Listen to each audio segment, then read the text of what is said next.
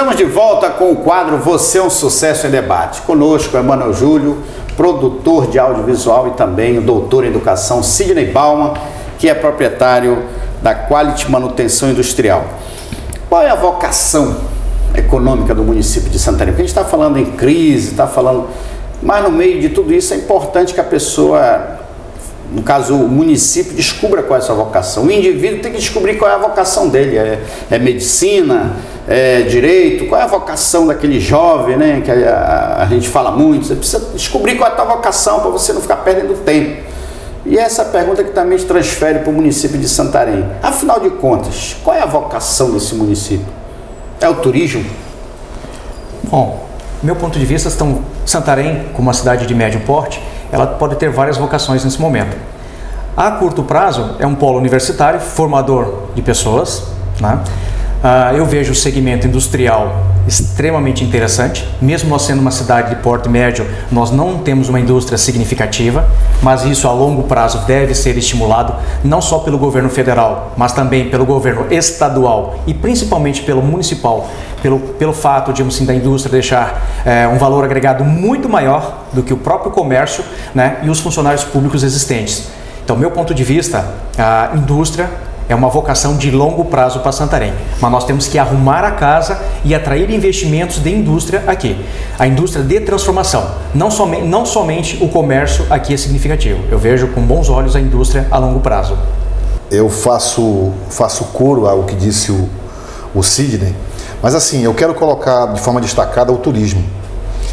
Quem acompanhou as últimas reportagens envolvendo a Amazônia, entre elas um especial sobre a Amazônia, que foi ao ar para o Brasil inteiro, viu que a importância do turismo para a nossa região ela é fundamental.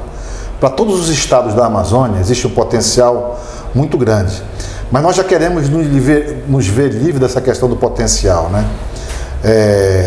Todos os estados que têm deficiência orçamentária, limitação financeira, precisa desse afago do governo federal. Não dá para nós falarmos em turismo se nós não pensarmos de forma sincronizada, envolvendo, como falou o Sidney, envolvendo o município, o estado e a União. Mais do que isso, acho que essa tendência deveria ser capitaneada pelo governo federal, né? Com esses pacotes, esses planos aí, mas de uma forma que nós pudéssemos sentir financeiramente também investimentos em infraestrutura, investimentos em capacitação, né, para que a realidade finalmente mude, né? O turismo na Amazônia, eu não consigo ver, assim, enxergar muito a realidade dos outros. Eu consigo enxergar a nossa, né? É difícil um lugar que reúna tantas qualidades quanto Santarém. Em belezas naturais, nós temos muitos atrativos. É insuperável. Agora, o custo operacional nosso da Amazônia é extremamente difícil competir com outros lugares, outros né, países e até mesmo dentro do Brasil. O custo logístico do deslocamento das pessoas para vir para cá, do turista para vir para cá, fica inviável eles virem. É muito mais fácil talvez ir para países vizinhos, Chile, Bolívia, Argentina, fica muito mais barato ir para lá do que vir aqui para a Amazônia, né? Manaus, Santarém ou Belém, porque os pacotes internamente no Brasil são muito caros. Agora parece que o governo acenou sobre isso também, né? Sobre essa questão. O governo federal anunciou na semana passada um pacote muito interessante, que eu vejo que pode ser um divisor de águas para a realidade do turismo na Amazônia, ao falar no subsídio às passagens aéreas. A partir no segundo semestre de 2015, todo avião que vier para a Amazônia vai ter que reservar 60 lugares para passageiros que vêm fazer turismo aqui. É claro que todo mundo vai dizer que vem fazer turismo. Isso, ou seja, o valor da passagem vai cair, o que vai ser interessante do ponto de vista da decisão do turista, porque, como falou o Sidney, é muito mais interessante qualquer pessoa, embora simpatize com a Amazônia, mas ele, antes de decidir, ele vai consultar, por exemplo, Buenos Aires, vai consultar, por exemplo, os Estados Unidos, vai consultar outra coisa qualquer e vai ver que é muito mais interessante ele fazer uma viagem internacional do que conhecer a Amazônia. Dependendo daquilo que vai ser anunciado, desse valor das passagens, torna-se finalmente comercial, né, para o destino, né, e também para a empresa aérea, porque vai ter valor subsidiado, o turismo aqui na Amazônia. Eu penso que é uma das coisas mais interessantes que eu já ouvi em função do turismo nos últimos tempos. Aliás, eu nunca tinha ouvido isso, na verdade. Parece que agora a coisa vai pegar. Essa parte de indústria, na verdade, assim, ou essa parte da vocação, precisa, assim, os governos municipais pegarem com mais afinco, né? Porque, assim, entra governo, sai governo, aí não se trata de falar de Alexandre Von, que a gente está falando aqui, é coisa muito mais profunda, tá? Além de governo pontual, mas é uma coisa estrutural mesmo, que a gente percebe que Santarém entra governo, sai governo e ninguém toma a rédea da economia para se implantar um polo industrial, para se abrir uma área, né, em que possa dizer, olha, aqui há uma isenção de impostos para certos tipos de empresa, para que haja uma negociação em termos de subsídio, discussão do turismo.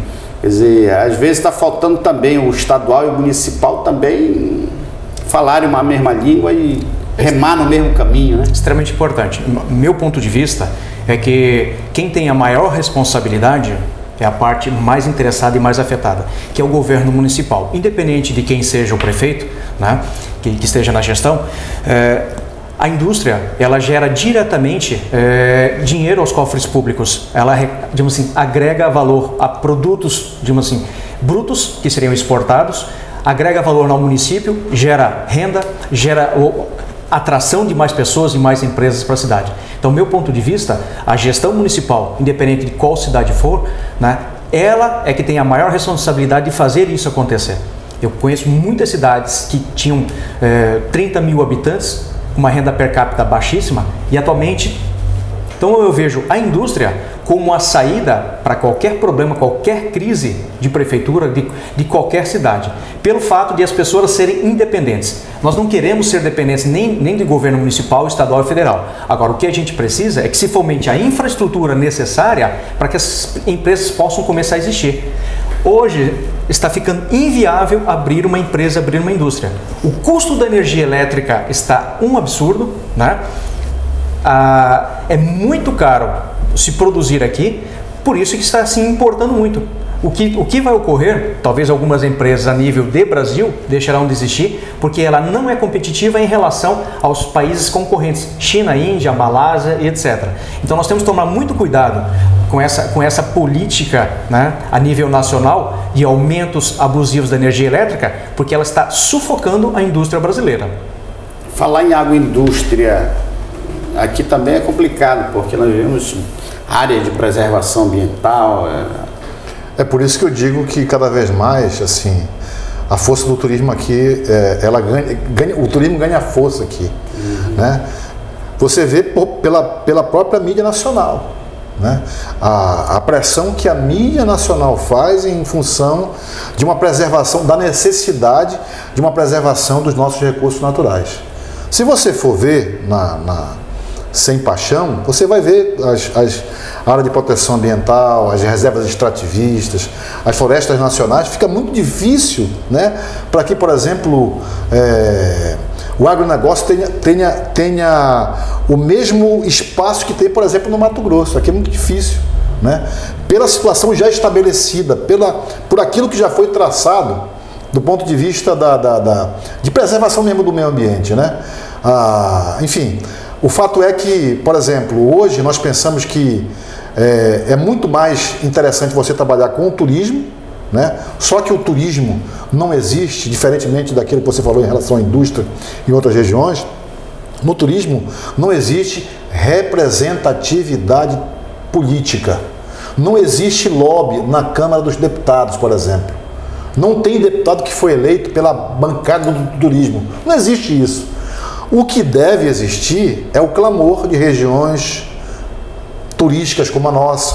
E por coincidência, Paulo, teve uma discussão há alguns dias, tanto em Belterra quanto na Associação Empresarial, levando em conta esse detalhe, da questão da necessidade que nós temos de fazer valer esse potencial. de transformar esse potencial em produtos. Chegou a hora de nós lutarmos pelas passagens subsidiadas, para a região amazônica entrar no regime de cotas. Pô. Hoje tem regime de cotas para os indígenas, hoje tem regime de cotas para os quilombolas, tem enfim, até no audiovisual tem regime de cotas. E por que não para o turismo? Agora, assim, nós falamos em crises, a gente falou até da alternativa para quem está desempregado, mas para quem está no comando da empresa e o negócio está se apertando, né? Que recado vocês dariam para o empresário local, aquele homem, aquela mulher que tem um micronegócio, mas que tem um pequeno negócio e que está nesse momento, né, de mar revolto? Eu diria, arrume a casa agora. É o melhor momento possível. Esteja preparado para o momento de bonança. Esse momento de crise é o momento de você reestruturar, enxugar, cortar custos, né? Não demitir funcionários, seria a última coisa a ser feita. Mas reduzir os próprios custos, seu pessoal e da empresa, né? E arrumar a casa e se preparar para os bons ventos. E quem sabe até inovar. A sua área de atuação talvez não seja tão interessante, tão significativa, não seja tão rentável. Quem sabe pensar num novo negócio. Se puder remodelar o seu negócio, evoluir ele, melhor ainda. Independente, com crise ou sem crise, as pessoas querem resultados, elas querem benefícios. Elas compram aquilo que você tem a oferecer, o benefício de que aquilo propõe, né? Então, arrumar a casa agora, melhorar os produtos para que tenha mais benefício aos seus clientes, é o momento ideal, independente da crise ou não. A diversificação é sempre uma saída interessante, né? Você poder ter a oportunidade de diversificar, e o outro caminho também, eu penso que seja estudar, né? Para enfrentar um mercado cada vez mais disputado, mais concorrido, mais... O Brasil começa, pelo menos na iniciativa privada, o país parece assim, existe uma dissonância, por exemplo, em outras áreas, mas, por exemplo, na iniciativa privada é preciso que você esteja muito preparado para saber se safar das várias contrariedades que o mercado apresenta. Então eu penso que diversificar é bem interessante e a outra é estudar. Muito obrigado pela presença de vocês aqui conosco. Eu creio que foi muito útil ao nosso telespectador esse debate profundo sobre esses temas que estão afetando o dia a dia do consumidor. E queria agradecer ao Mano Júlio e ao Sidney Bauman a presença de vocês aqui conosco. Obrigado, Paulo. É sempre uma alegria muito grande fazer parte do programa, que tem sempre repercutido muito. E através desses temas tão oportunos, né, cada vez mais as pessoas se aproximam das suas temáticas, sempre ligadas a Santarém e ao futuro da nossa região. É sempre um prazer, Paulo, né, estar aqui com vocês, para a gente, de repente, levar uma palavra de luz para aqueles que estão com medo nesse momento difícil. Mas é sempre um prazer estar com vocês.